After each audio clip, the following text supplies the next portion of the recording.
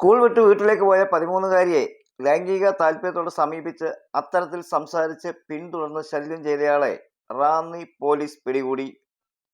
റാന്നി പഴവങ്ങാടി കരികുളം ഉരുളൽ വേങ്ങത്തളത്തിൽ വീട്ടിൽ VA Manoj 39 Ranni police arrest ചെയ്തത്. തിങ്കൾ ഉച്ചയ്ക്ക് 2 മണിയോട് വേങ്ങത്തളത്ത് വെച്ചാണ് സംഭവം. സ്കൂൾ വിട്ട് വീട്ടിലേക്ക് നടന്നു പോയ കുട്ടിയെ ഇയാൾ കൈകാട്ടി വിളിച്ച് ആരുടെ മകളാണെന്നും മറ്റും ചോദിച്ചു. ഭയന്ന കുട്ടി വേഗം നടന്നപ്പോൾ വീണ്ടും വിളിക്കുകയും അശ്ലീലം കലർന്ന വാക്പ്രയോഗം നടത്തുകയുമായിരുന്നു. ഏതാണ്ട് 300 മീറ്ററോളം കുട്ടിയെ പിന്തുടർന്ന ഇയാൾ മോശമായ അശ്ലീല വാക്കുകൾ ആവർത്തിച്ചു.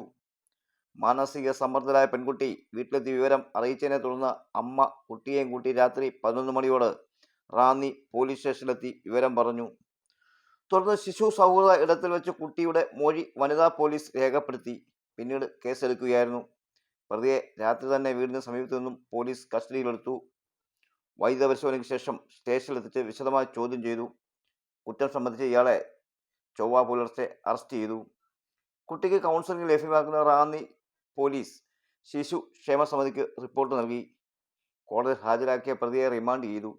Police inspector Jibu John, SI Manoj, senior civil police officer Satheesh എന്നിവരടങ്ങിയ സംഘമാണ് പ്രതിയെ പിടികൂടിയത്.